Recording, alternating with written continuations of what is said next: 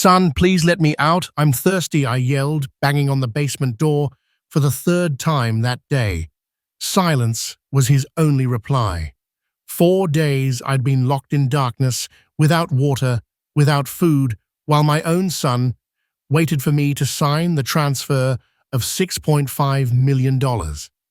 What he didn't know was that every second of this hell was already calculated into my plan. My name is Andrew Vance. I'm 68 years old, and for 40 of those years, I built my life brick by brick in Phoenix, Arizona. I started working as a young man on construction sites. Eventually, I founded my own construction company, building apartment complexes, providing dignified jobs for families, and accumulating an estate worth $6.5 million that I plan to divide between my son, Mark, and my only granddaughter, Allie. I never imagined that money would become my condemnation. It all started precisely on Wednesday, August 16th, 2023. I remember it because Wednesdays are when I always water the backyard after lunch. I was watering the hydrangeas my late wife planted 10 years ago when I heard Mark's SUV brake sharply in front of my house.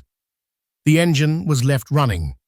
That detail should have been my first warning, but you always want to believe your children come for love, not out of necessity. Mark stepped out of the vehicle, agitated, his face flushed, his shirt wrinkled. If you're watching this video, please like and subscribe to the channel, and tell me in the comments where you're watching my story of revenge from. I want to know how far it has reached. He hadn't shaved in 3 days. Behind him, Beth Palmer, my daughter-in-law, walked with firm steps, holding a black leather folder under her arm. Her heels struck the concrete pavement with a rhythm that sent a chill down my spine. "Dad, we need to talk, urgently," Mark said, without even a greeting.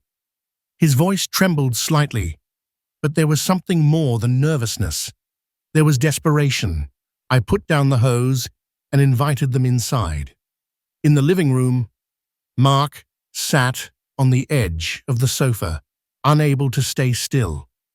Beth remained standing by the window, observing me with those calculating eyes that always made me distrust her since she married my son 11 years ago. "Dad, my import business is in crisis. I need $2.2 million immediately, or I'll lose everything," Mark blurted out, without preamble, his hands twisted nervously.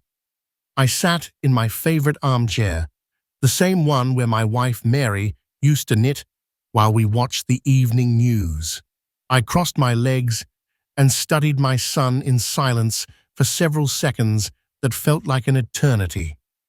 "Mark, your import business has been struggling for 3 years. I've loaned you money 4 times in the last 2 years, $165,000 you never repaid. What really happened to that money?" Mark's face turned pale.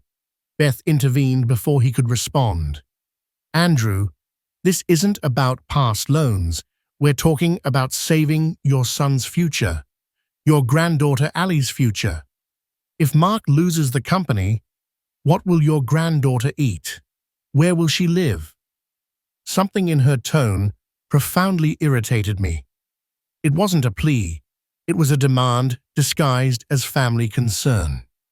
"Allie is 16 and attends an excellent public high school. You two live in a house I helped you buy.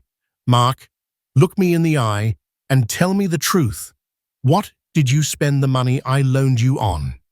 My son lowered his gaze. That gesture told me everything. In 42 years of fatherhood, I'd learned to read Mark's every expression. The shame in his eyes wasn't about failed business ventures. It was about something far worse. Beth opened the black folder and pulled out several documents. She placed them on the coffee table with precise, almost rehearsed movements. "Here are the transfer papers. We just need your signature and your bank account information. It's $2.2 million now, and if all goes well, we'll pay you back in 6 months," she said, with a smile that didn't reach her eyes. I took the documents and reviewed them slowly. It wasn't a loan application. It was a direct transfer, with no collateral, no defined deadlines, no conditions. They basically wanted me to give away $2.2 million based on their word. "This isn't a loan, Beth. This is a gift," I said, placing the papers back on the table. "For God's sake, Dad. Now you're worried about legal technicalities. I'm your son. Don't you trust me?" Mark yelled, jumping to his feet. "I trust you, son, but I don't trust the decisions you've been making lately. Tell me exactly what you need the money for. Give me the business details. Show me the accounting books. Explain what went wrong," I replied, maintaining my composure. Mark looked at Beth for support. She nodded almost imperceptibly. "It's a debt to Chinese suppliers. If I don't pay by Friday, they'll seize everything." Mark lied. I knew, because when he lies, his left eye twitches slightly, just like when he was a kid and denied breaking a vase. "Names of those suppliers?" I asked. "What does that matter now?" Beth interrupted, raising her voice. "Are you going to let your son lose everything out of pride? Mary would tell you to help." Mentioning my deceased wife was her mistake. I slowly stood up, feeling disappointment mixing with something I didn't want to name yet. Mary would say a father must teach, not perpetually rescue. She'd say giving money without limits creates dependent children, not responsible ones, I responded, with a firm voice. Mark's face transformed. Desperation gave way to something darker, rage. "You were always the same, always with your lessons and your morality. You have $6.5 million saved up and can't share too. You're selfish." His words echoed off the walls of the house I built with my own hands. Beth moved closer to Mark and whispered something in his ear. I watched my son's eyes harden as he listened. In that moment, I understood that the moment I had feared and paradoxically prepared for months had arrived. There was something about the way Beth whispered in Mark's ear that seemed rehearsed, as if they had practiced this scene before arriving. I stood there, observing every micro-expression on my son's face, as his wife spoke to him in a low voice. His pupils slightly dilated, his jaw tightened, the hands that moments before were trembling now formed clenched fists. I had been observing these changes in Mark for 6 months. Since February 2023, when he came to ask me for $55,000 for an urgent investment, something in him had mutated. This wasn't the man who had worked hard to build his import company over 15 years. This Mark had permanent dark circles under his eyes. He answered late-night calls evasively, and every time he visited my house, his eyes scanned the walls as if calculating the value of every object. I am not a naive man. 40 years running a construction company taught me to read people better than any book. I recognized the signs because I'd seen them before, in employees who developed addictions, constant agitation, unnecessary lies, progressive emotional distance. That's why, in March of that same year, I discreetly hired James "Jim" Miller, my trusted attorney of 25 years, not to spy on my son, but to protect the legacy that would one day be inherited by my granddaughter, Allie. Jim investigated for 5 months and uncovered a truth I preferred not to face until this moment. Mark had developed a severe online gambling addiction.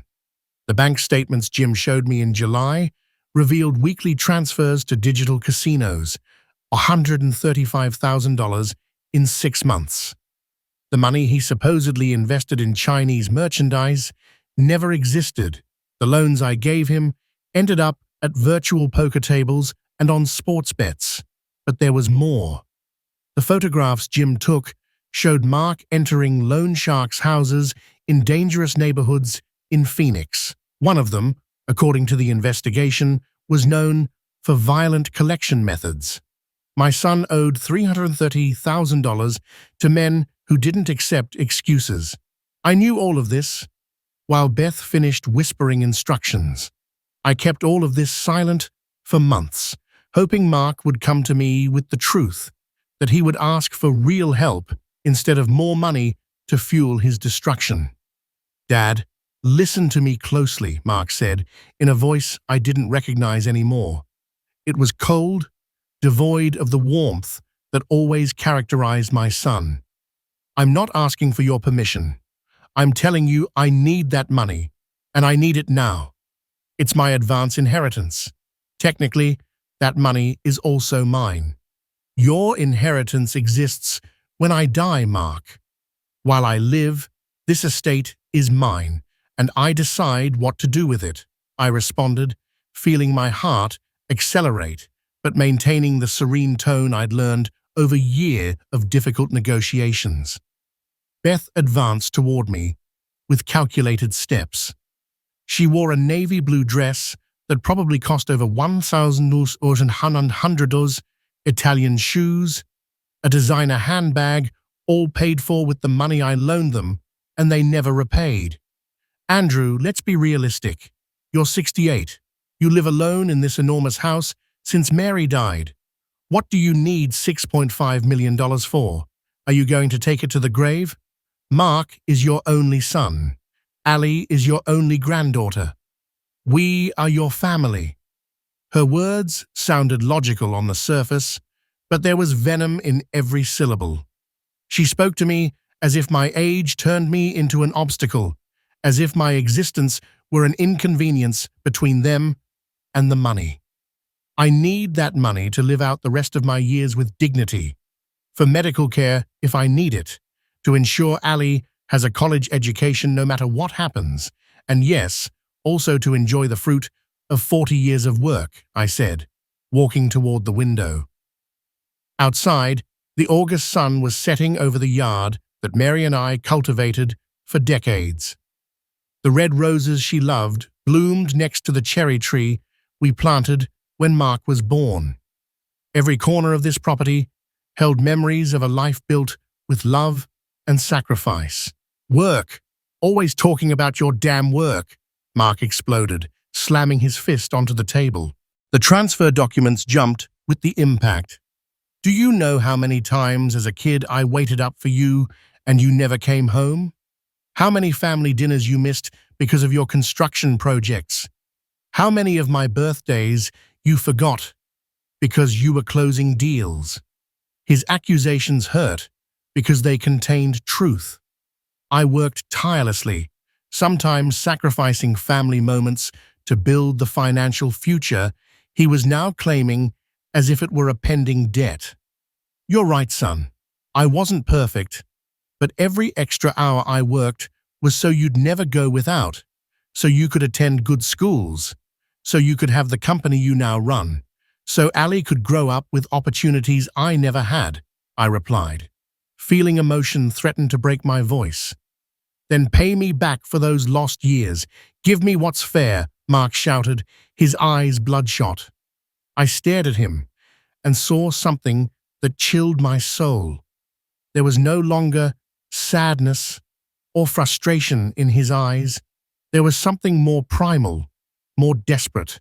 I saw a man on the edge of the abyss, willing to drag anyone down with him to save himself. Beth collected the documents from the table and extended them toward me again. "Sign, Andrew, sign, and we'll end this unpleasant discussion. $2.2 million now, and we all remain a happy family," she said, with a smile that didn't reach her eyes. I took the documents and reviewed them slowly. It wasn't a loan application, it was a direct transfer, with no collateral, no defined deadlines, no conditions. They basically wanted me to give away $2.2 million based on their word. "I'm not signing," I said with a quiet but firm voice. The silence that followed was dense, electric. Mark and Beth exchanged a look that contained a non-verbal agreement. Then, my son walked toward me with slow, deliberate steps. "Dad, I'm giving you one last chance. Sign these papers, or you'll regret it." "Are you threatening me, Mark?" I asked, not retreating an inch. "I'm warning you," he replied, placing his hand on my shoulder with a pressure that bordered on aggression. I looked at that hand, the same one I held when he took his first steps, the same one I helped bandage when he fell off his bike at 7, the same one I shook with pride the day he opened his business. Now that hand was gripping me as if I were an enemy. "Let go of me, son," I said softly. Instead of obeying, Mark squeezed tighter. His fingers dug into my shoulder while Beth positioned herself on the other side, blocking my exit toward the front door. I took a deep breath and closed my eyes for a second. Everything was happening exactly as Jim had predicted.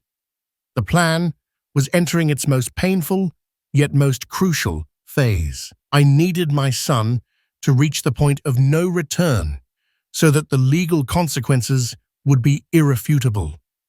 "Okay," I finally said. "I'll go get the bank account information.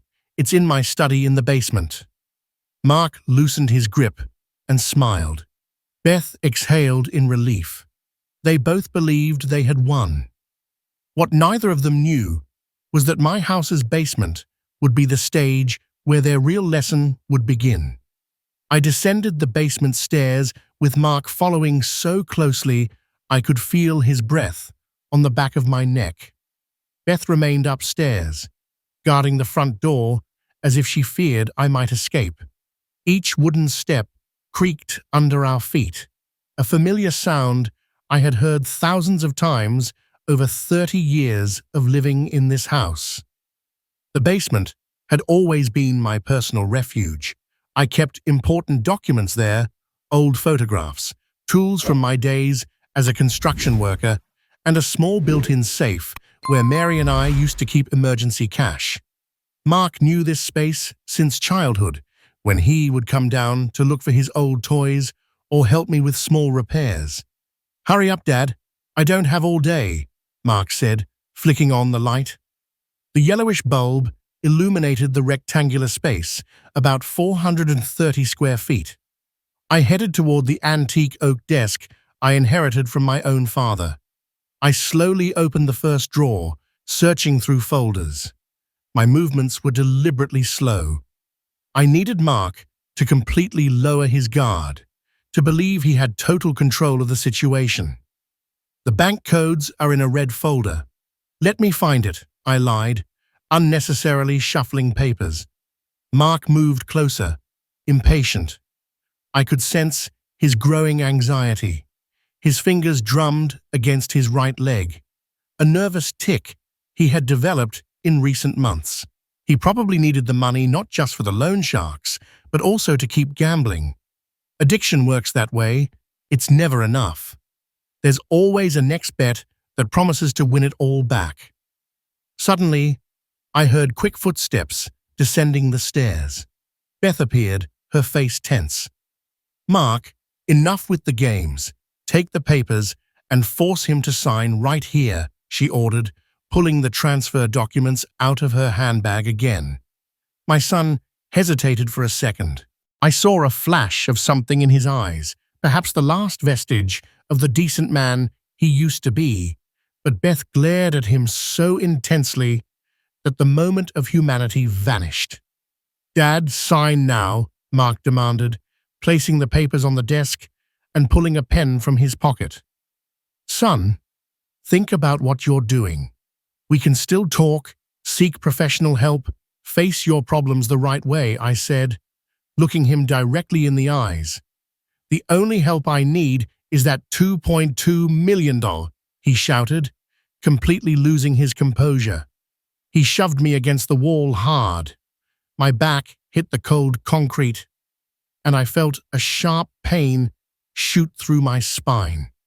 Beth positioned herself between us. Andrew, this can be easy or difficult. You decide.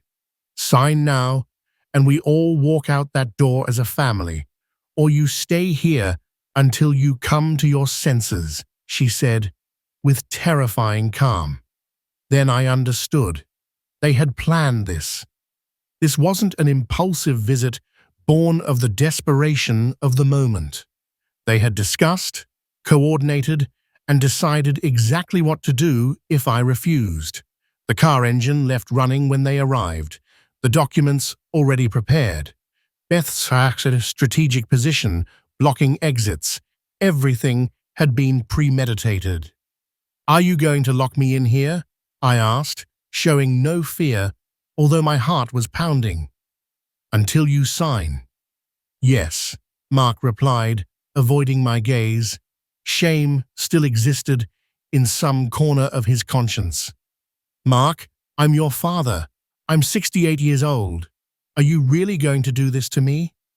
I tried to appeal to his humanity one last time. Beth answered for him. Your age is precisely why you should be reasonable. How many years do you have left? 10, 15, if you're lucky? Mark has a whole life ahead of him. Ali needs a successful father, not a failure pursued by debts. Her words revealed the true nature of this woman. To her, I was merely a temporary obstacle between her family and the money. My life, my well-being, my rights, none of it mattered compared to their immediate needs. Mark walked toward the stairs. For a moment, I thought he had reconsidered, that he would go up and end this madness, but instead of ascending, he closed the solid wood door that separated the basement from the rest of the house. I heard the metal bolt slide shut from the outside. What are you doing? I shouted, quickly climbing the stairs. Mark's muffled voice came from the other side. You'll stay here until you sign everything, Dad. When you're ready to be reasonable, knock on the door and we'll come down with the documents. I pounded on the wood with both fists. Mark, open this door now. This is kidnapping. It's a serious felony, I yelled with all the strength in my lungs. Only silence answered. Then I heard his footsteps moving away, going up to the main floor. I heard muffled voices discussing something I couldn't make out. Finally, I heard the front door close with a dry thud. I stood in front of the locked door, breathing heavily. The initial panic threatened to overwhelm me, but I contained it. This was exactly what Jim and I had anticipated. Well, not exactly this. We had foreseen pressure, threats, maybe some attempt at psychological manipulation, but actual kidnapping exceeded our most pessimistic projections. I slowly descended the stairs and sat in the old office chair by the desk. The basement had a small, rectangular window near the ceiling at ground level outside, which let in natural light during the day, but it was too high and too small to serve as an escape. I reviewed my surroundings with a clinical eye. There was no food down here, nor safe drinking water, though I remembered there was an old pipe that dripped slightly in the northeast corner, the residue of a botched repair long ago. That water wasn't safe to drink, but in an extreme case, it could keep me temporarily hydrated. The temperature was cool, around 65 degrees, uncomfortable, but not dangerous. There were some old blankets in a cardboard box that I could use to keep warm at night. I took off my watch and placed it on the desk. It was 3:40 p.m. On August 16th. I began calculating mentally. Jim had instructions to call me every day at 9 a.m. If I didn't answer for 2 consecutive days, he was to activate the emergency protocol we had established, contact the authorities, and present all the documentation we had compiled about Mark's activities. That meant I had to hold out until August 18th. a minimum of 48 hours, possibly more if Jim needed time to act. I took a deep breath and closed my eyes.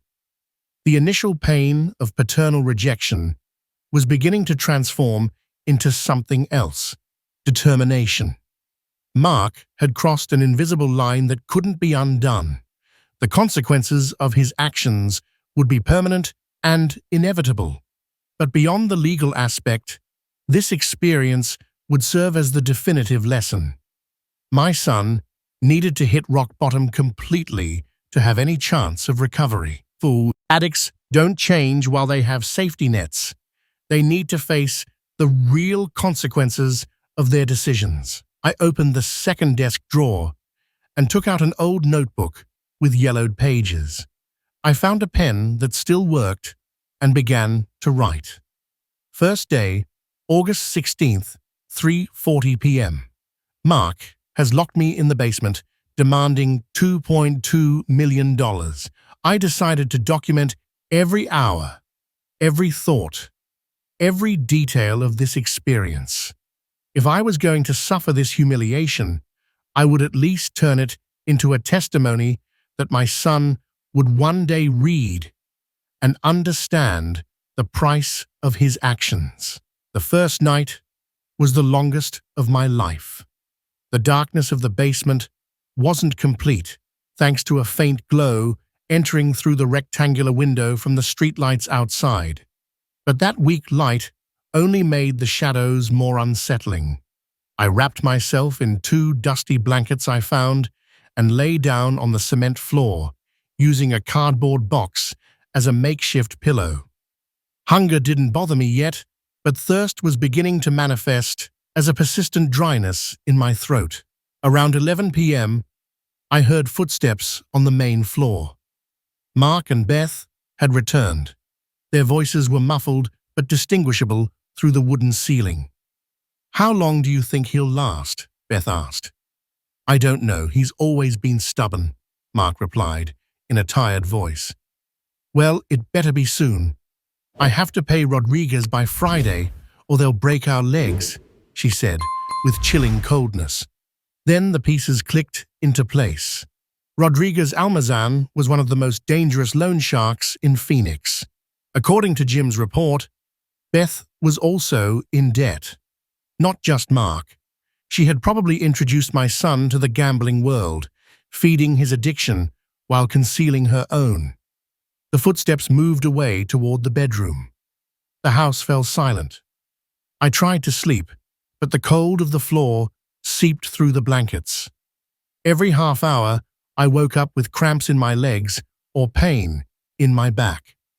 At 68, the body no longer tolerates mistreatment, as it did in my construction worker youth. Daylight broke on August 17th around 7 a.m. The light entering through the window allowed me to see my prison better. I systematically explored every corner. On the top shelf, I found 3 empty turpentine bottles, rusty tools, boxes with old company documents, nothing useful for escape or sustenance. The dripping pipe was in the corner, where Mary used to keep holiday decorations. The water fell slowly, forming a small puddle on the cement. I knelt and tasted a drop with my finger. It tasted of metal and earth, but it was water. I placed an old bucket underneath and waited for it to fill drop by drop. Around 9 a.m., I heard my cell phone ringing somewhere on the main floor. It was Jim, making his scheduled daily call. The ringing lasted 15 times before stopping. I imagined my lawyer frowning at getting no answer, but it was still only the first day. He needed one more failed attempt tomorrow to activate the protocol. At 10 a.m., I heard footsteps descending the stairs. The bolt slid open, but the door only cracked a sliver. A hand appeared, pushing a sheet of paper through the opening. "Good morning, Dad. Here are the documents again. Sign, and we'll let you out," Mark said, without fully opening the door. I approached the stairs slowly, letting my knees creak audibly. I wanted him to hear my physical discomfort, to feel the weight of what he was doing. "Son, I'm thirsty. Give me at least a glass of water," I begged, in a cracked voice, exaggerating my weakness. "Sign first," he replied curtly. "Mark, please, I'm your father. Are you going to let me die of thirst?" I insisted, knocking softly on the door. Silence. Then I heard Beth from upstairs. "Don't give him anything. Let him suffer a little longer until he understands we're serious." The door closed abruptly. The bolt slid shut again. I remained sitting on the top step for several minutes. Not out of real desperation, but because I needed time to observe something crucial.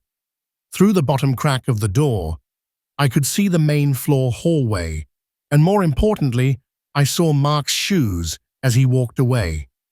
They were the same black Nikes I gave him for his birthday 5 years ago. The soles were so worn that the original tread had almost completely disappeared. The laces were broken and clumsily reknotted. A man supposedly running a successful import company doesn't wear destroyed shoes for 5 years.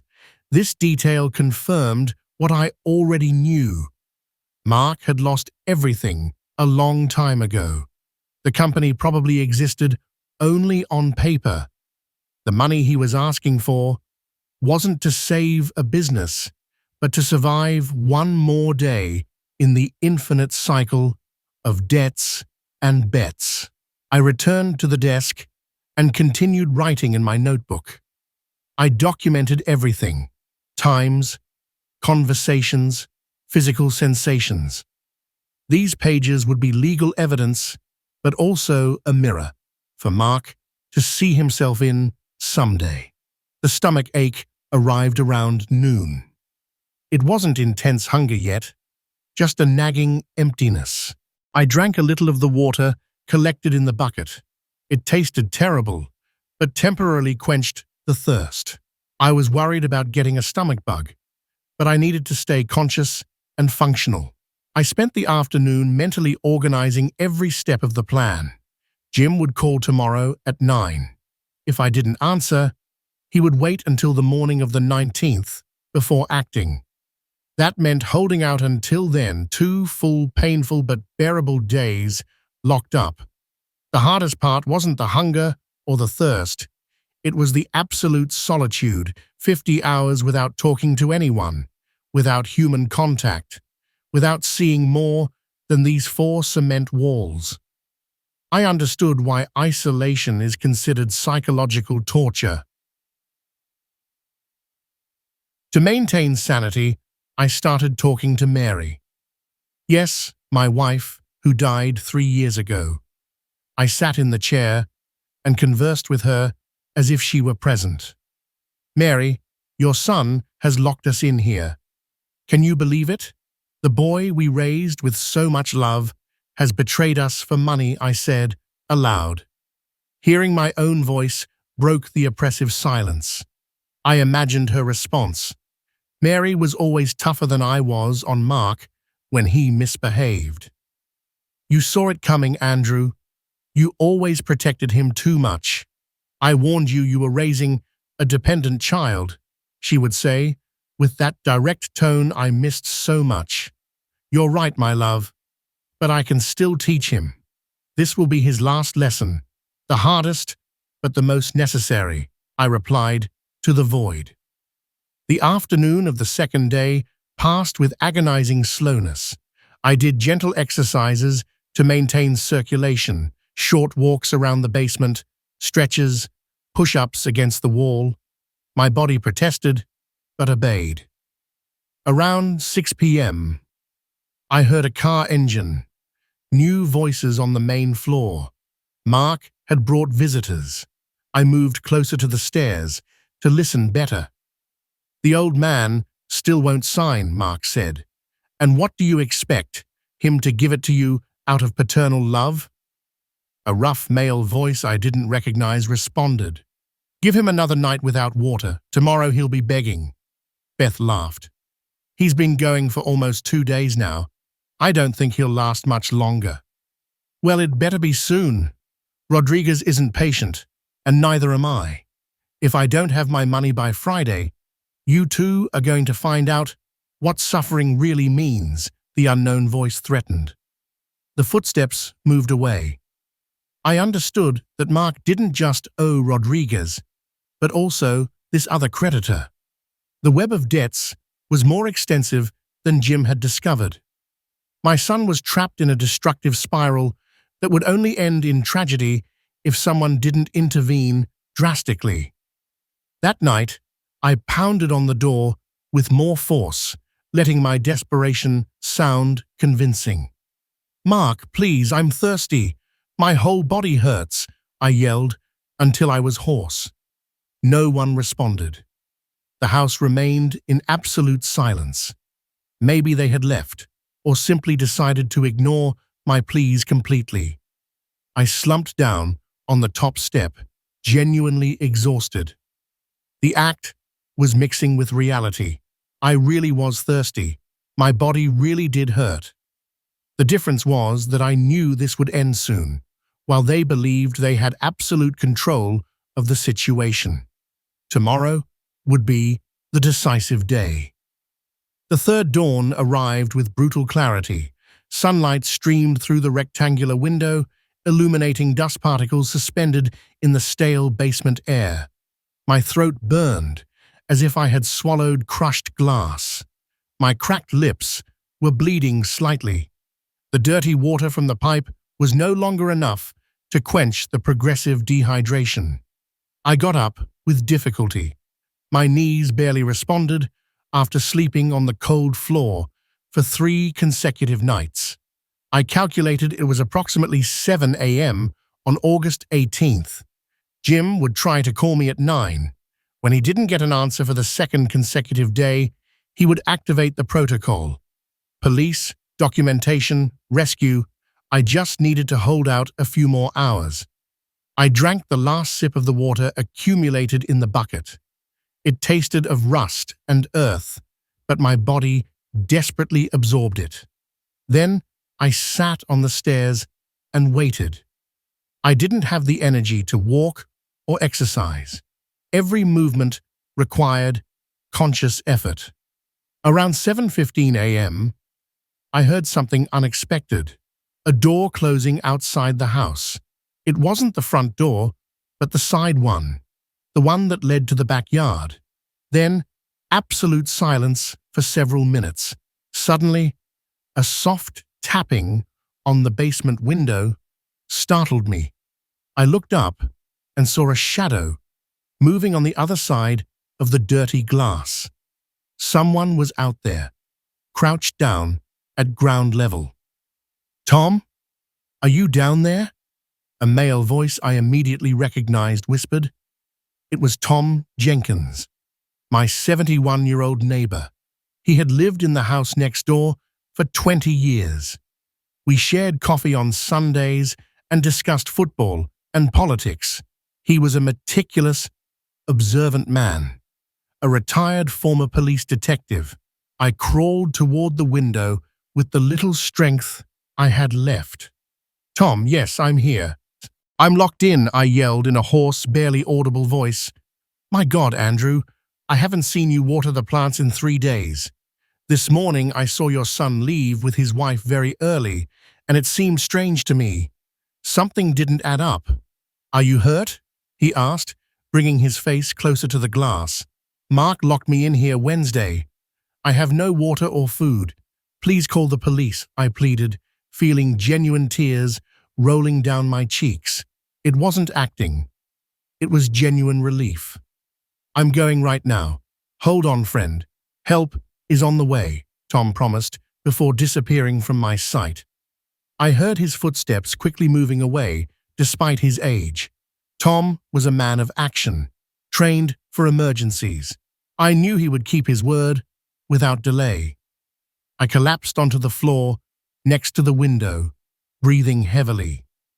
The plan was working even better than expected. Not only would Jim activate the protocol upon receiving no phone response, but now There was a direct witness who had heard my pleas, a former police detective whose testimony would carry absolute legal weight. 20 minutes later, I heard sirens approaching. First one, then two, finally 3 patrol cars converging in front of my house. Authoritative voices shouting orders, loud knocks on the front door. "Police department, open up immediately." Silence from inside the house. Mark and Beth weren't there. They had left early, not imagining their absence would facilitate the rescue. "The basement door here is bolted from the outside," someone yelled.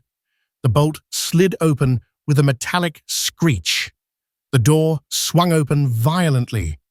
Bright light flooded the stairs. 3 uniformed officers quickly descended. "Mr. Vance, can you hear me?" a young female officer asked, kneeling beside me. "Yes, 3 days without water." "My son," I murmured, letting my weakness be evident. "It's okay, you're safe now. We're going to get you out of here," another officer said, while speaking into a radio. "We need paramedics, male victim, elderly, signs of severe dehydration." They helped me up the stairs carefully. Each step was a monumental effort. When I finally emerged from the basement and saw the daylight filling my living room, I felt overwhelming dizziness. 2 paramedics were already waiting with a stretcher.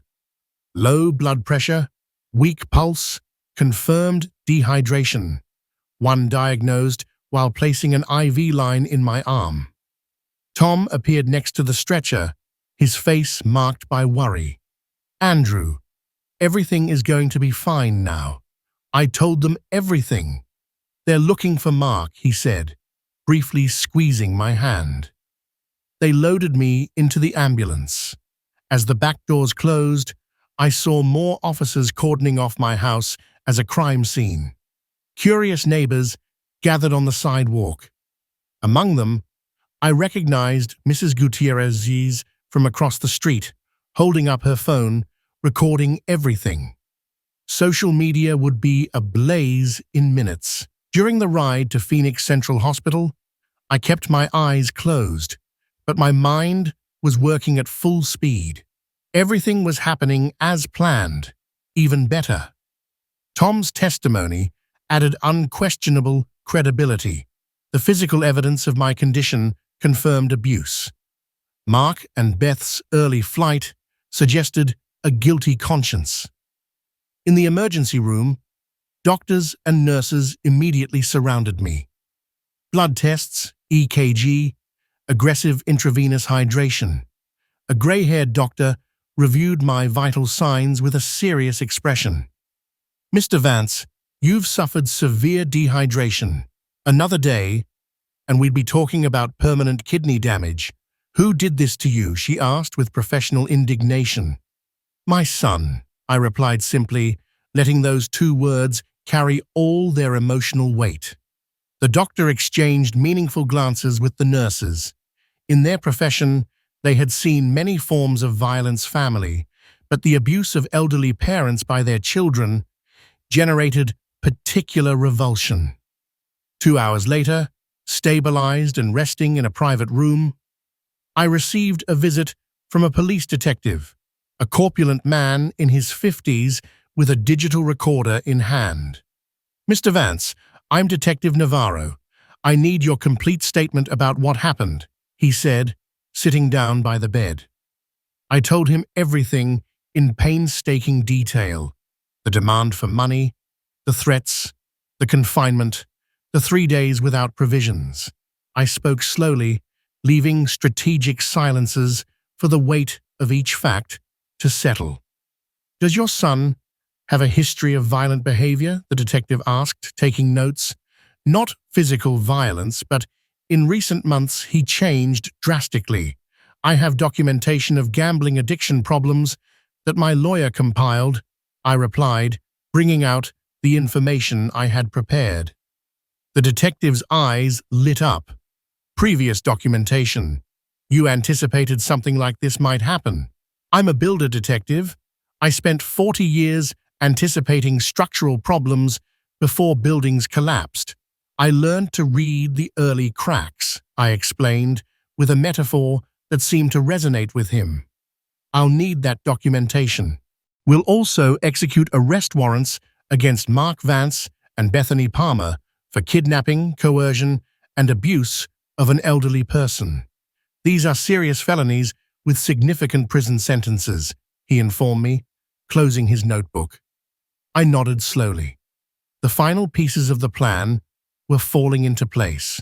Mark would face legal, real, and inevitable consequences. There would be no paternal rescue. This time, there would be no gifted second chance, only harsh justice and painful lessons he should have learned years ago. The detective stood up to leave, but stopped at the door. "Mr. Vance, I'm sorry for what your son did to you. No father should suffer such a betrayal," he said, with genuine empathy before leaving. I was left alone in the room, listening to the rhythmic beep of the cardiac monitor. I closed my eyes and took a deep breath. The hardest part was over. Now, the real teaching began. I spent 2 full days at the hospital under medical observation.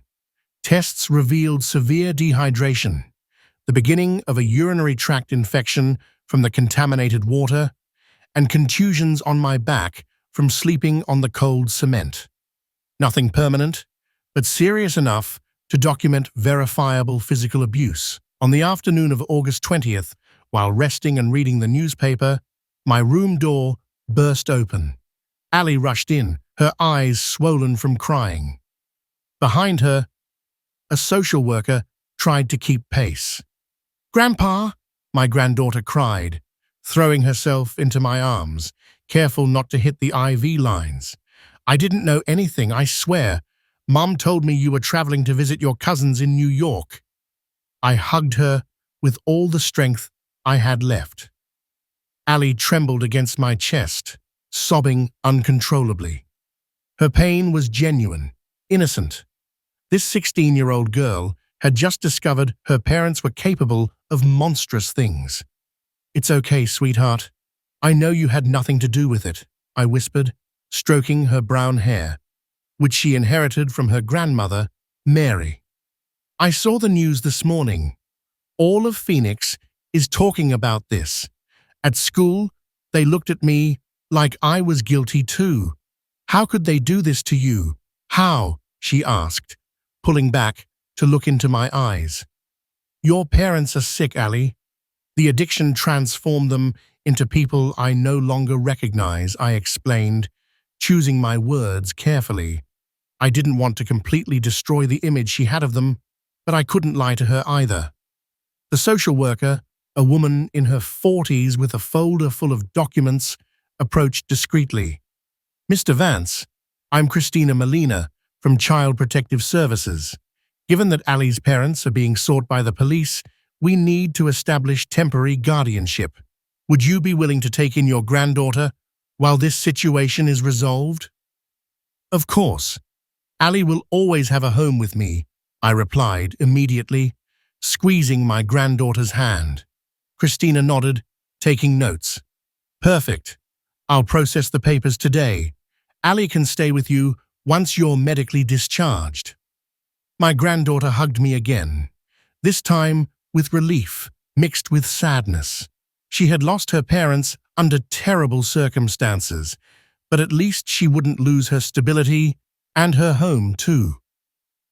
That night, around 9 p.m., I received a call on the hospital phone.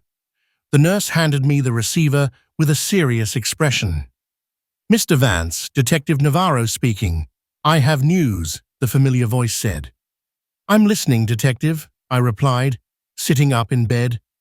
"We arrested Mark Vance and Bethany Palmer this afternoon in a hotel near San Diego. They were trying to buy bus tickets to Mexico when officers intercepted them. Both are in police custody and will be transferred back to Phoenix tomorrow to appear before a judge." I closed my eyes, feeling a mix of relief and pain. My son had tried to flee the country. That showed full awareness of his crimes and a total absence of remorse or intent to face the consequences. Did they say anything during the arrest? I asked. Bethany blamed Mark for everything, claiming she only followed orders out of fear. Mark remained silent until we mentioned your name. Then he asked, "How was he?" The detective recounted in a neutral tone. That last piece of information hit me unexpectedly. Despite everything, a small part of my son still cared. Maybe not everything was lost. Maybe, in some corner of his addicted self, something remained of the decent man I raised. Thank you for informing me, Detective. When will you need my formal testimony?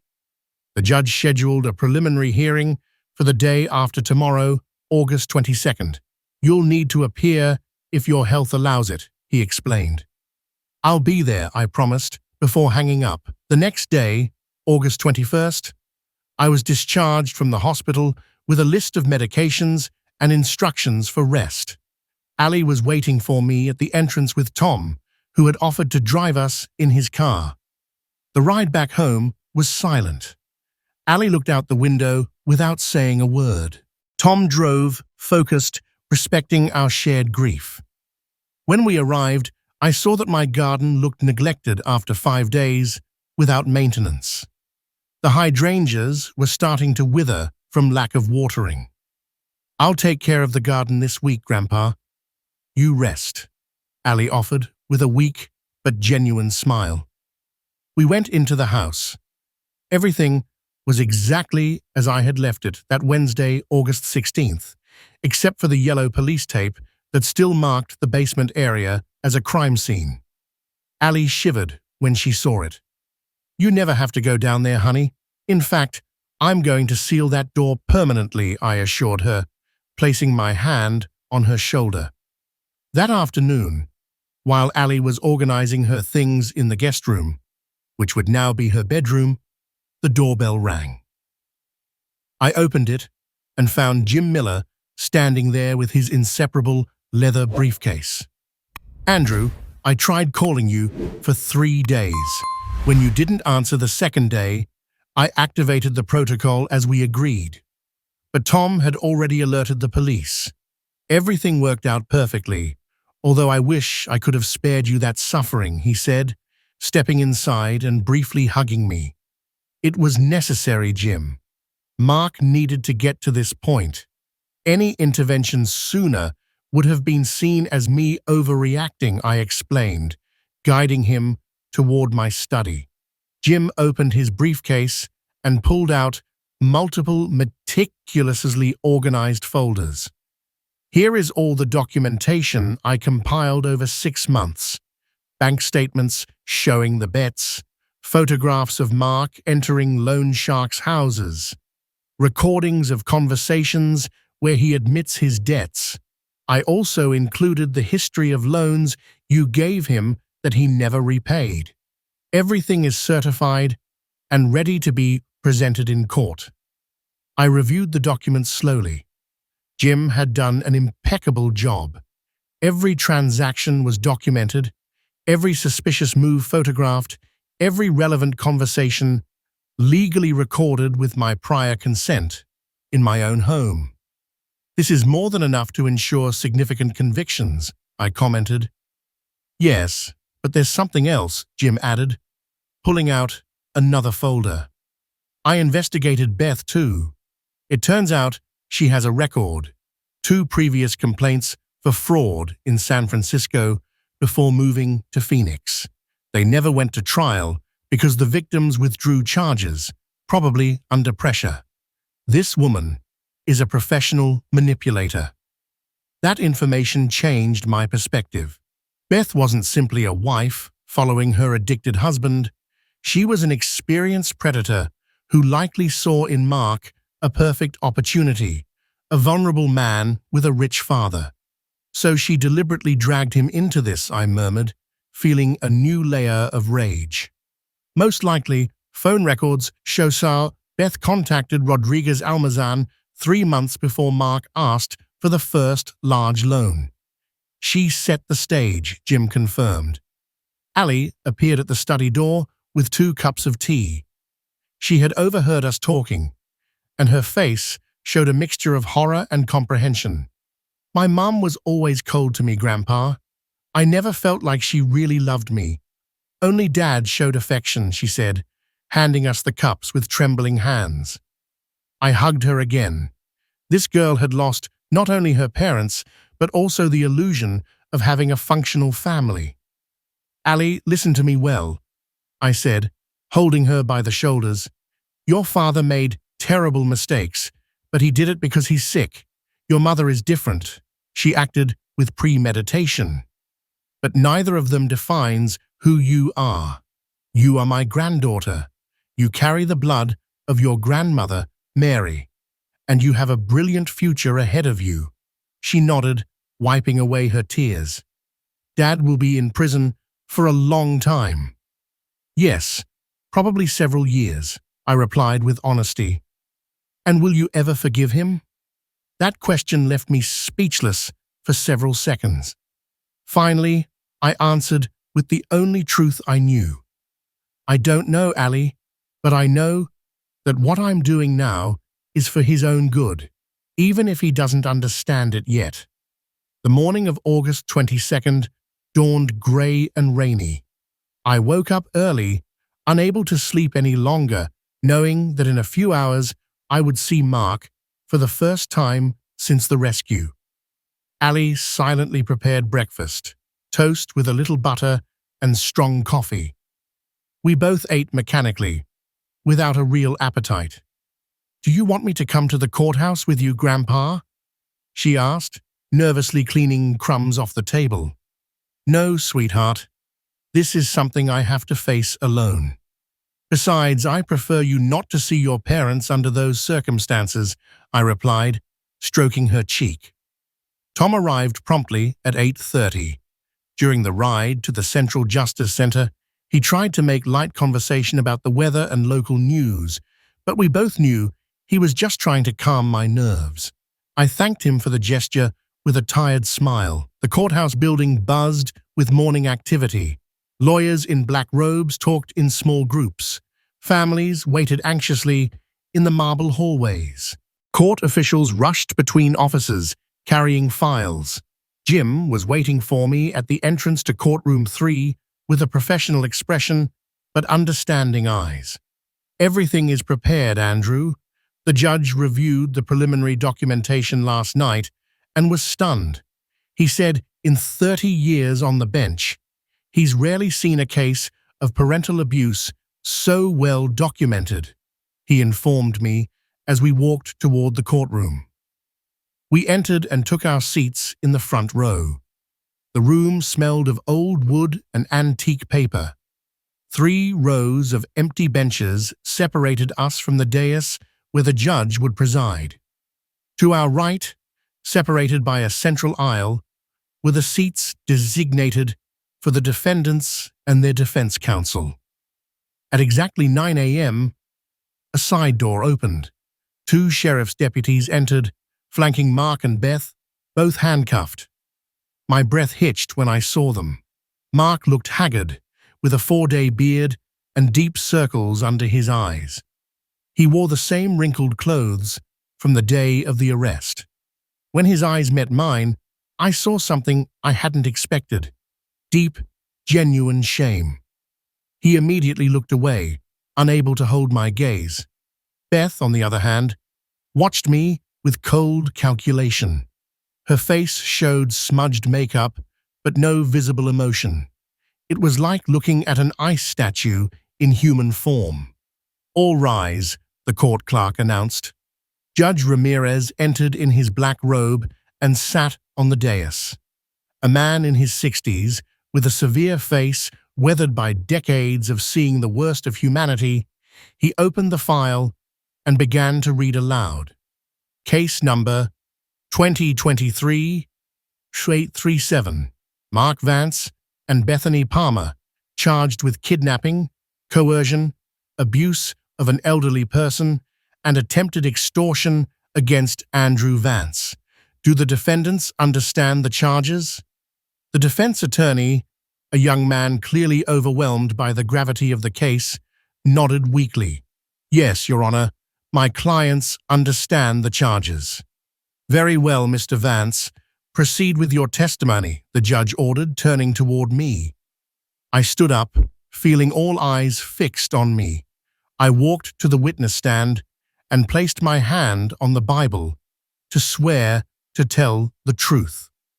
My voice trembled slightly at the start, but it strengthened with every word.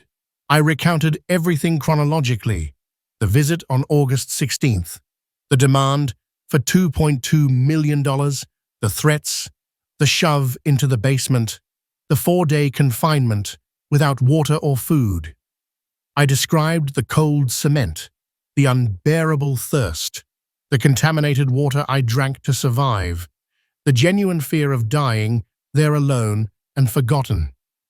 At any point did your son show remorse or attempt to check on your health? The judge asked, taking notes. Once, on the second day, he offered to sign the documents in exchange for releasing me. But when I asked for water, his wife ordered him not to give me anything until I signed. He obeyed, I replied, feeling my voice break when remembering that specific moment.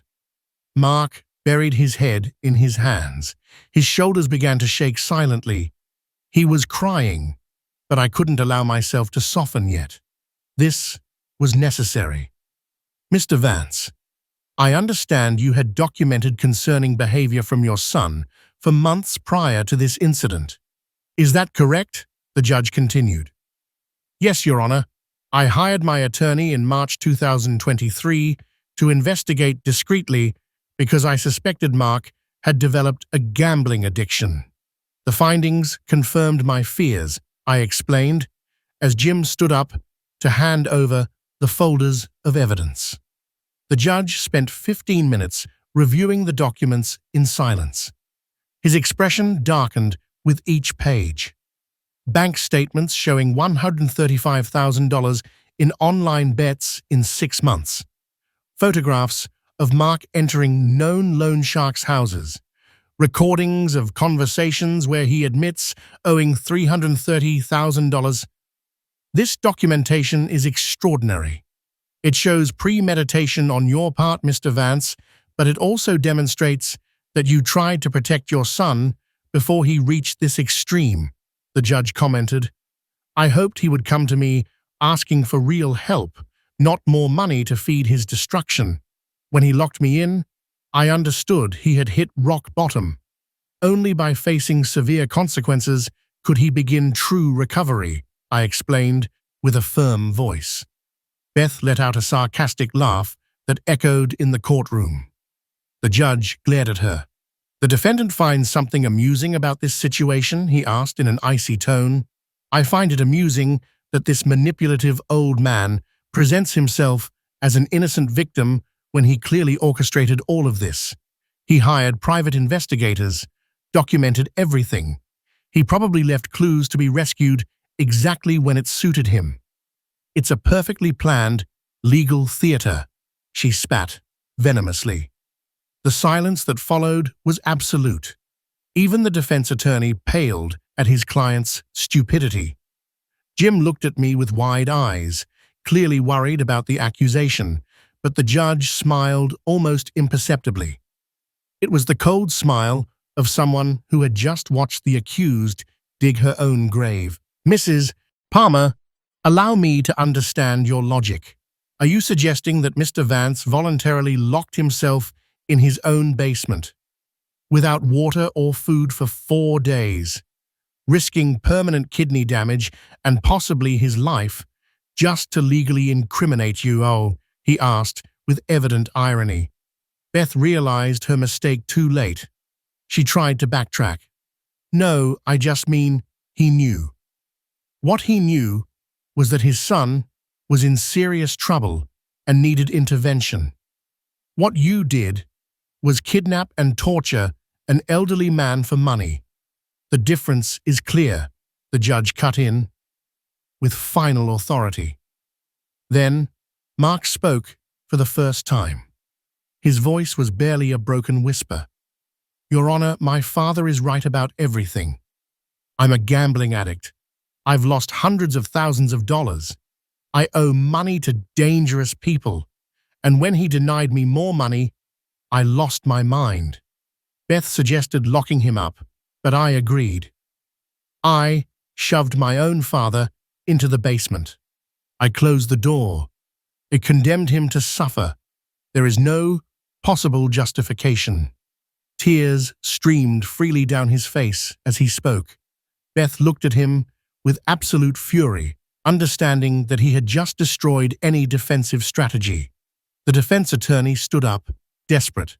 "Your Honor, my client is clearly not in a fit mental state to testify at this moment. I request a recess." "Denied. Your client is perfectly lucid and has just made a complete voluntary confession," the judge responded, closing the file with a sharp thud. Then he looked directly at me. "Mr. Vance, you have demonstrated an extraordinary combination of wisdom and paternal pain. Few fathers would have the strength to document a son's downfall and allow him to face total consequences. I ask that you wait outside while I deliberate on provisional measures." I stood up and walked toward the exit. Passing by Mark, he reached out his handcuffed hand, trying to touch me. "Dad, I'm sorry. I'm so sorry," he sobbed. I stopped. I looked at him for a long time. Then I did something I hadn't even planned. I took a folded letter from my pocket and placed it in his handcuffed hand. "Read this when you're alone." That was all I said before leaving the courtroom. I waited in the hallway for 40 minutes that felt like eternal hours. Jim remained by my side, reviewing additional documents, preparing for any possible scenario. Tom had gone down to the cafeteria, but returned with 3 coffees that none of us touched. Finally, the court clerk opened the door and motioned for us to return. The room had filled with journalists who had somehow gotten wind of the case. Cameras and recorders occupied the back rows. The case of the father, locked up by his own son, had become national news. Judge Ramirez entered, and we all stood in reverent silence. His expression was inscrutable, carved in stone, after years of concealing emotions to maintain judicial impartiality. I have exhaustively reviewed the evidence presented, the testimonies, and the confession of the defendant, Mark Vance. This court determines that there is more than sufficient evidence to proceed with a formal trial. Regarding provisional measures, he paused deliberately, staring intently at Mark and Beth. Given the extreme gravity of the facts, the evident risk of flight demonstrated by your attempt to flee to Mexico, and the premeditated nature of the crime, both defendants will remain in preventive detention without the possibility of bail until trial. Beth stood up, shouting, "This is unfair. We have a minor daughter. Who will care for Allie?" The judge looked at her with barely contained contempt. "Mrs. Palmer, you should have thought of your daughter before participating in the kidnapping and torture of your father-in-law. Allie is already under the temporary guardianship of her grandfather, where she will receive the care you clearly cannot provide." Deputies, remove the defendants. Mark did not protest. He walked between the deputies with his head bowed, still clutching the letter I had given him. Beth hurled verbal poison until the door closed behind her, drowning out her screams. The journalists immediately surrounded us upon leaving. Microphones and cameras extended from all directions as they shouted simultaneous questions. "Mr. Vance, how do you feel seeing your son go to jail? Did you expect them to go to this extreme? Have you considered forgiving Mark?" Jim tried to clear a path through the crowd, but I raised my hand, stopping him. I needed to say something, not for the journalists, but for all the parents who might one day face similar situations. I love my son. I will always love him. But true love doesn't mean protecting someone from the consequences of their actions. It means having the courage to let them fall when it's the only way for them to learn to get up on their own, I said, looking directly at the cameras. Mark is sick, addicted, and he needs professional help. But first, he must accept full responsibility for what he did. Only then can he heal. So you won't forgive him, a young reporter insisted. Forgiveness is a process, not an event. Someday, perhaps. But first, my son must demonstrate real change, not empty words or desperate promises, I responded, before allowing Jim to escort me toward the exit. In the car on the way back, Tom broke the silence. You did the right thing, Andrew. I know it hurts, but it was necessary. I nodded without speaking. The pain was physical, a constant tightness in my chest that no medication could relieve. I had sent my only son to prison. Although I knew intellectually that it was just and necessary, emotionally I felt devastated. Ali was waiting at the door when we arrived. Her face sought answers she didn't want to hear. Preventive detention without bail, I said, simply. She nodded slowly, processing the information. How long? Until the trial. Probably several months. And afterward, if they are found guilty, years more, I explained, with the brutal honesty she deserved. To my surprise, Ali didn't collapse. She straightened up, wiped her tears, and spoke with a maturity that surpassed her 16 years. Then, we have to prepare to live without them. I want to finish high school, go to college, build my own life. I won't let their mistakes define me. I hugged her with mixed pride and sadness. This girl had matured years in days, forced by circumstances no teenager should face. That night, while Ali slept, I sat in my study reviewing the 4 letters I had written during my confinement in the basement. The one I gave Mark was the first, dated August 16th at 8 p.m. I had written it with trembling hands, but a clear mind. Son, as I write this, you're on the main floor, probably justifying what you did. Perhaps you believe I am your enemy, denying you what is due. But let me tell you something I never told you. I continued reading my own handwriting. When you were 5 years old, you became ill with pneumonia. The doctors said the odds were bad. Your mother and I spent 72 consecutive hours at the hospital, alternating beside your bed. At the most critical moment, when your fever reached 104 degrees, I prayed to a God I barely believed in. I promised him anything in exchange for your life. When you finally woke up and smiled weakly at me, I knew I would do anything to protect you always. And I did, Mark. I protected you. I rescued you. I saved you again and again. But each rescue made you weaker, more dependent. You never learned that actions have consequences because Dad was always there to absorb the blow. The words continued for 2 full pages. I reminded him of specific moments from his childhood, lessons I tried to teach him, values I tried to instill, but I also admitted my own mistakes as a father, working too much, showing love through money instead of time, constantly rescuing him, creating a pattern of irresponsibility. The letter ended with a promise and a warning. What I am doing now, allowing you to face the total consequences of your actions, is the greatest act of love I can give you, because I am finally treating you as the adult man you are, not as the child you continue to behave like. You may hate me for this.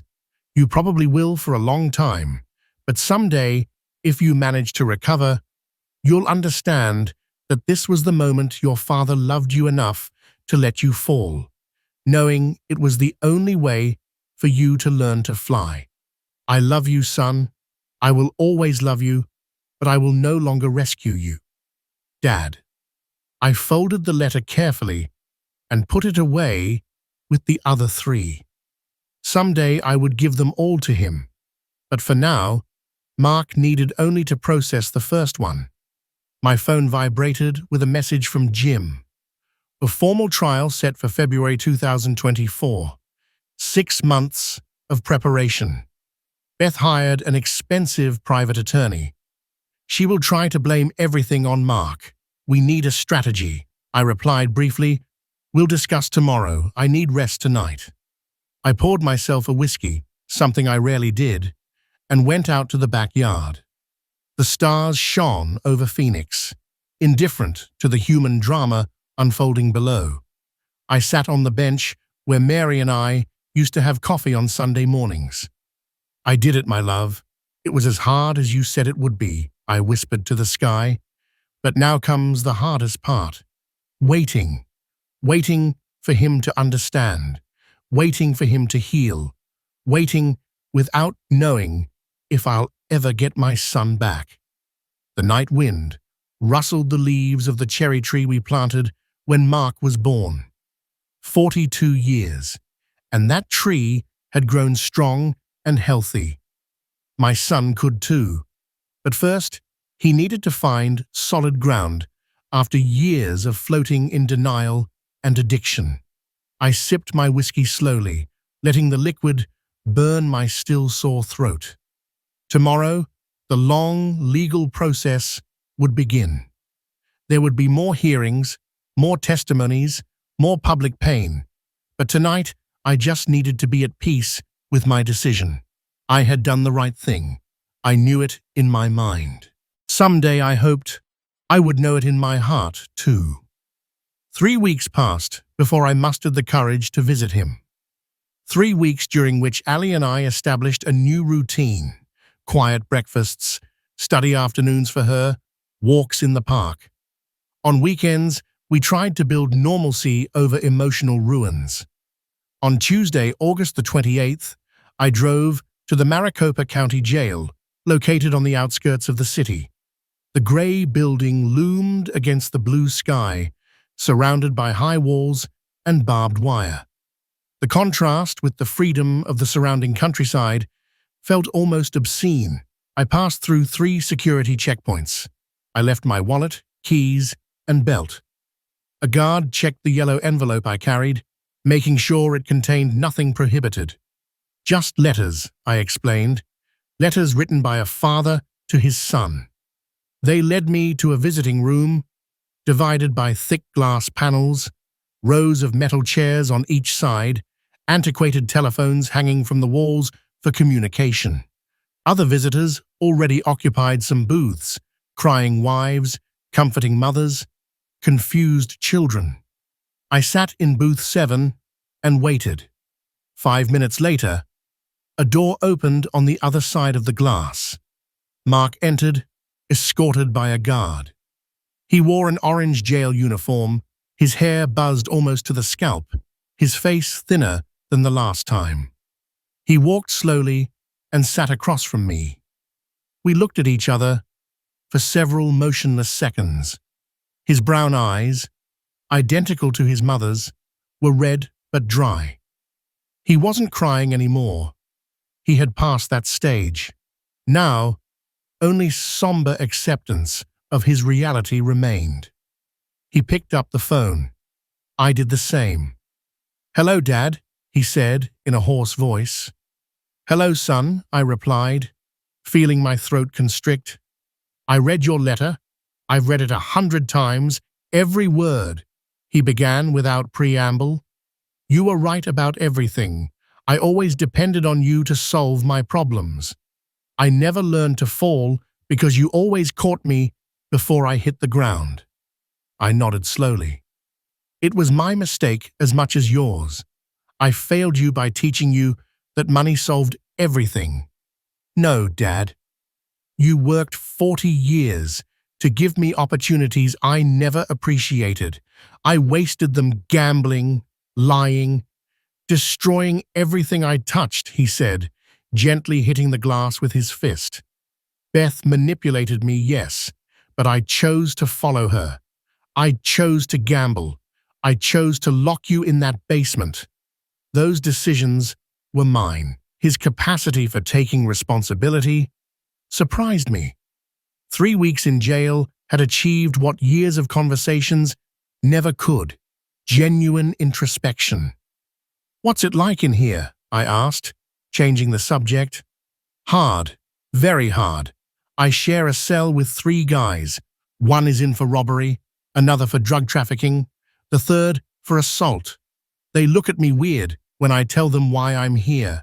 Even criminals have codes, and mistreating your own father violates all of them," he explained bitterly. "I deserve it." I felt sudden rage against myself. My plan had been necessary, but the consequences were brutal. Mark would face violence, humiliation, years of suffering. A part of me wanted to rescue him again, take out money for better lawyers, look for appeals. But the wiser part knew that only rescue would repeat the cycle. "There's a rehab program for addicts inside the jail." "Did you sign up?" I asked. "Yes, I start next week. Group therapy 3 times a week, individual sessions, the whole structure," he replied with a glimmer of hope in his eyes.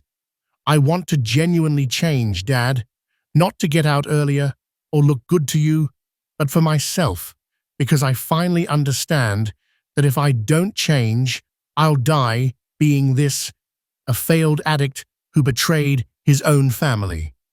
I took out the yellow envelope and held it up against the glass. "I wrote 4 letters during those days in the basement. I gave you the first one at the courthouse. Here are the other 3. The guard will check them and give them to you," I explained, placing the envelope in the transfer tray. "Can I know what they're about?" he asked, with curiosity mixed with apprehension. "The second one talks about your grandparents, my parents, who grew up in extreme poverty during the Depression. The third recounts how I met your mother, and we built our life together. The fourth," I paused, feeling growing emotion. "The fourth describes my vision of who you could become if you managed to conquer your addiction. The man I know exists beneath all these layers of self-destruction." Mark closed his eyes, squeezing the phone tightly. A solitary tear rolled down his cheek. "I don't deserve your faith in me." "Maybe not, but you have it anyway, because you are my son, and because I still see flashes of the good boy we raised," I said, wiping away my own tears. We talked for 40 more minutes. I told him about Ali, how she was adapting, her plans to study psychology in college to help broken families like ours. I told him about Tom, who visited me daily, making sure I was okay. I told him about Jim, meticulously preparing the case. I didn't mention Beth. Mark didn't ask either. That subject was dangerous territory we both instinctively avoided. When the guard announced that time was up, Mark leaned forward, pressing his palm against the glass. I placed my hand on the other side, aligning it with his. The cold glass separated us physically, but the connection remained. "I'm going to make you proud, Dad. I don't know how long it will take, but I will," he promised in a broken but determined voice.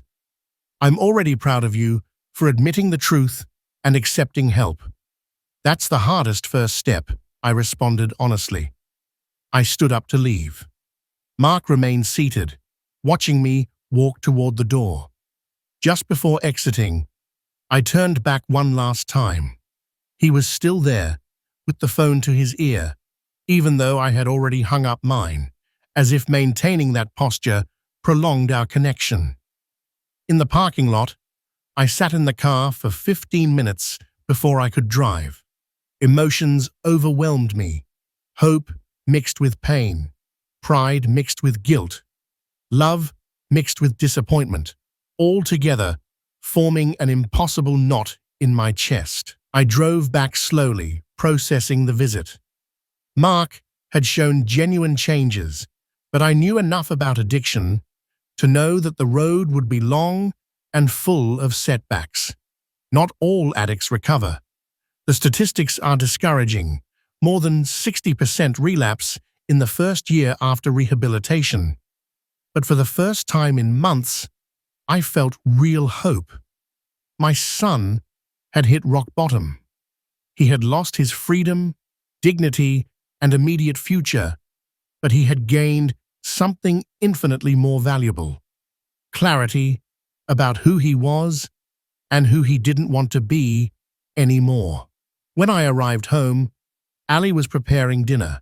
She had learned to cook using online videos, determined to contribute to the household. "How is he, Dad?" she asked, without turning to look at me, focused on chopping vegetables. "He's starting to understand," I replied, choosing my words carefully.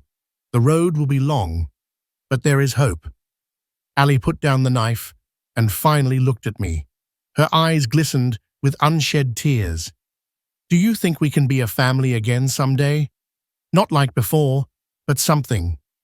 I walked over and hugged her. "I don't know, honey, but I know we'll try. And sometimes the trying is enough." That night, before sleeping, I wrote a fifth letter. This one wasn't for Mark, but for myself, documenting this day, these emotions, these fragile hopes. Someday, when all this is history, I want to remember exactly how this moment of painful transformation felt. Today, I saw my son begin his rebirth. It was born in the pain of a jail cell, but it is a real birth nonetheless. As a father, I've learned that sometimes loving means letting go, and letting go hurts more than anything. But pain has purpose. Pain teaches, transforms, purifies, and when it's over, if we all survive, we will be different, perhaps better, certainly wiser. I closed the notebook and turned off the light. In the darkness, I thought of Mary and how proud she would be of how I handled this impossible crisis. Not perfectly, but with intention and genuine love. Tomorrow, the routine would continue, but something fundamental had changed. Hope, however fragile, had returned. The following months passed with agonizing slowness. October brought cold rains that turned the streets of Phoenix into liquid mirrors. Ali started her senior year of high school with fierce determination, maintaining excellent grades despite the family scandal. I slowly resumed my life, tending the garden, meeting Tom for coffee, avoiding the curious glances of neighbors who whispered when I passed. I visited Mark every 2 weeks. Each visit revealed gradual changes. His posture straightened, his eyes regained clarity. He talked about therapy sessions with new vocabulary, triggers, coping mechanisms, radical responsibility. The rehabilitation program was working, transforming him cell by cell, thought by thought. In November, I received a call from Jim with unexpected news. "Andrew, Beth wants to negotiate." Her lawyer contacted us, offering full testimony against Mark in exchange for a reduced sentence. He informed me with a neutral tone that concealed evident disapproval. "Betray her own husband?" I asked, although I wasn't surprised. Beth would always prioritize her survival over any loyalty. Exactly. She claims Mark planned everything, that she only went along out of fear. She has text messages that supposedly prove she tried to dissuade him, Jim explained. Convenient messages she probably wrote as insurance after the fact. "What do you recommend?" "Reject it outright. We have solid evidence against both of them. We don't need her manipulated testimony. Besides, accepting it would mean validating her victim narrative when we know she was an active accomplice," he replied with professional conviction. "Then we reject it," I confirmed, feeling satisfaction as I imagined Beth's face when she received the refusal. December brought the first direct encounter between Mark and Beth since their arrest. A mandatory conciliation hearing where the judge would attempt to reach agreements before the formal trial. I attended as the primary victim, sitting in the front row next to Jim. Mark entered first, thinner still, but with a new dignity in his bearing. Beth arrived 5 minutes later, perfectly made up, wearing an elegant suit that someone had provided for her.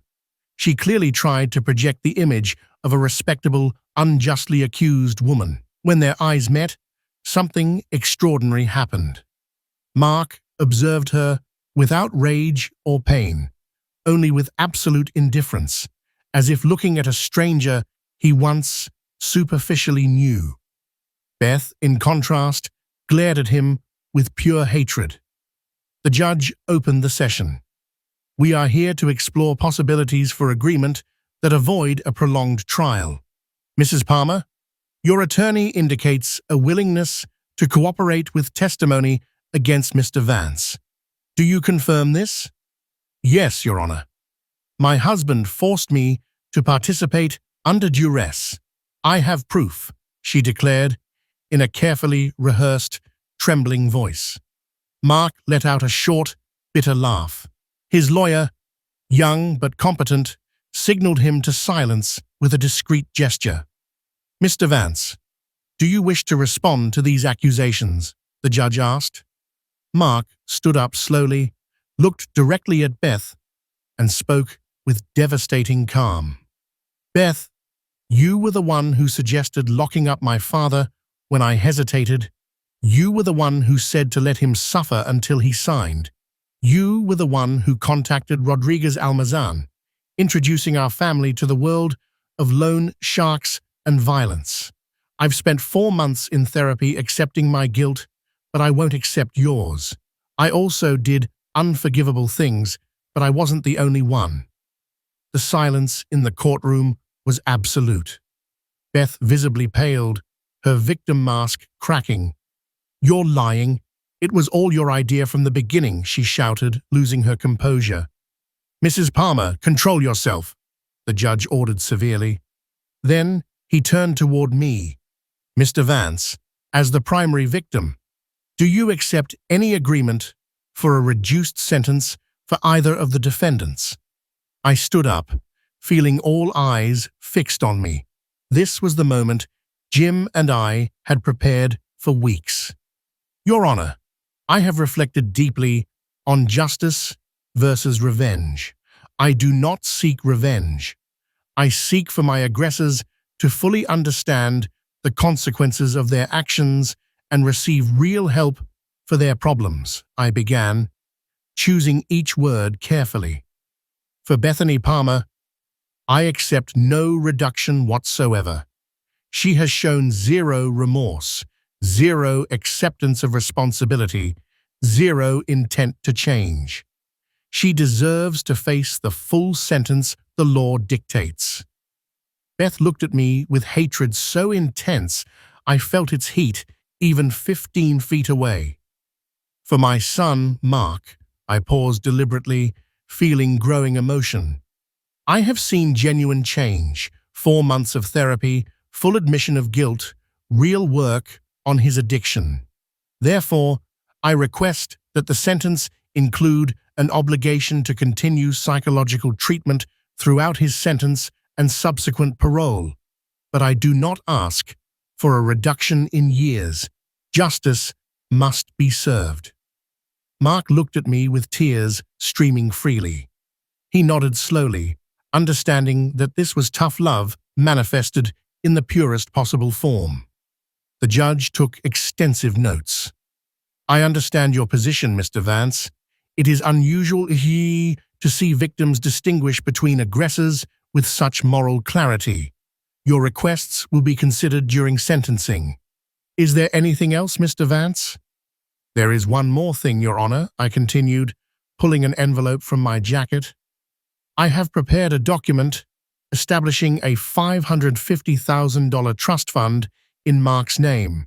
It will be blocked and inaccessible until he completes his full sentence, demonstrates 2 consecutive years of verified sobriety by medical professionals, and maintains stable employment for a minimum of 18 months. The entire courtroom reacted. Murmurs of surprise filled the space. Beth looked about to faint with rage. Mark covered his face with both hands, sobbing silently. It is a second chance conditioned on real and sustained change. It is not a rescue. It is an investment in the man my son can become if he chooses the right path, I explained, handing the document to the court clerk. Mr. Vance, in 32 years presiding over this courtroom, I have never seen a victim show such a combination of firmness and compassion, the judge commented, with evident respect in his tone.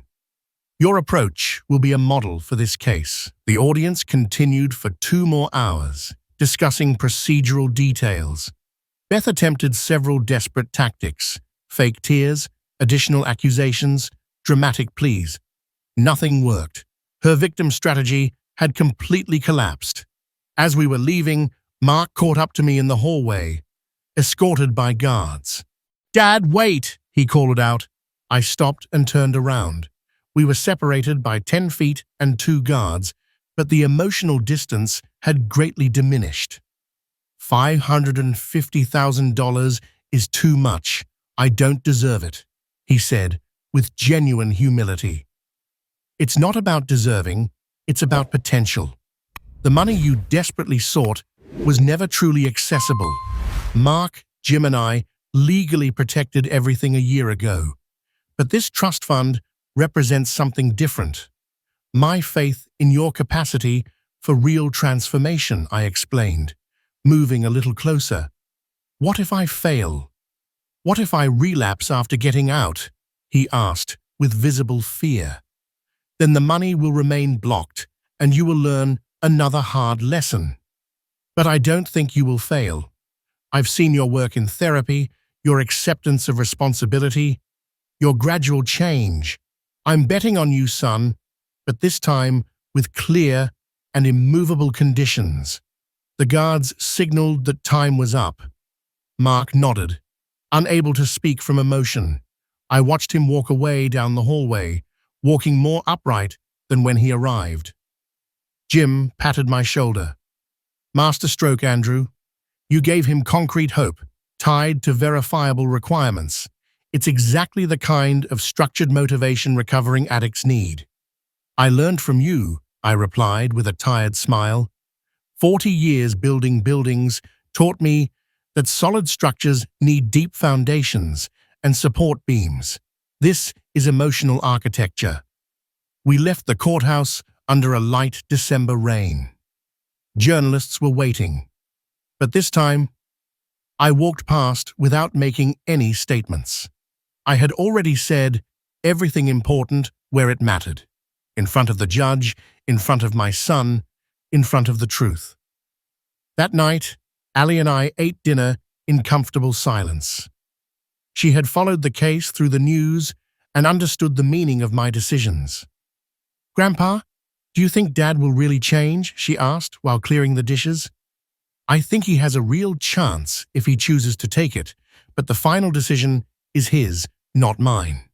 I can only create conditions for possible success," I replied honestly. "And the $550,000? Aren't you afraid he'll waste it?" "If he wastes it, I'll have lost money, but gained certainty. I prefer to give him the opportunity and risk economic loss than never try and live wondering what might have happened," I explained. Ali nodded thoughtfully.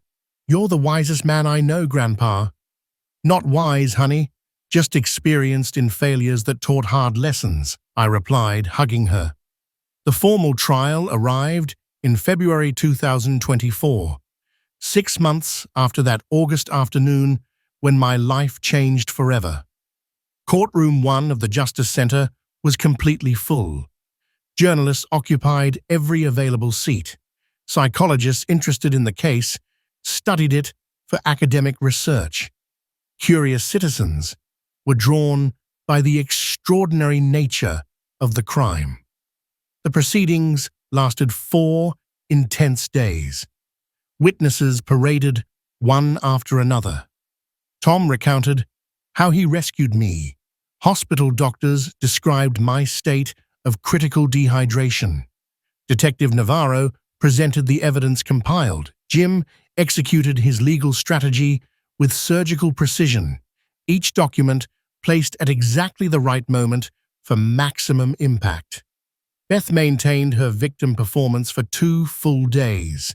Her lawyer tried to present her as a subjugated wife with no agency of her own. But when Jim presented the San Francisco record, the previous fraud complaints, the contacts with loan sharks initiated by her narrative collapsed spectacularly. Mark, in contrast, made no attempt to defend himself. He answered every question with a brutal honesty that made even his own lawyer uncomfortable. He admitted planning the confinement, executing it, deliberately keeping me without provisions. He described his addiction with clinical language, learned in therapy, compulsive patterns, cognitive distortion, systemic denial. "Why did you finally decide to confess completely?" the prosecutor asked during cross-examination. "Because lying anymore would have continued the pattern of evasion that destroyed my life. My father taught me in the most painful way possible that only the truth absolute can build a foundation for real change," Mark replied, looking directly at me as he spoke. The 4th day came the moment of sentencing. The court deliberated for 3 hours that felt eternal. Ali nervously squeezed my hand hard. Jim unnecessarily reviewed documents, a physical manifestation of professional anxiety. Finally, the Judge Ramirez entered with a solemn expression. We all stood up in reverent silence. After exhaustively reviewing the evidence presented, the testimonies and the confession of the defendant, Mark Vance, this court determines that there is more than sufficient evidence to proceed with a formal trial.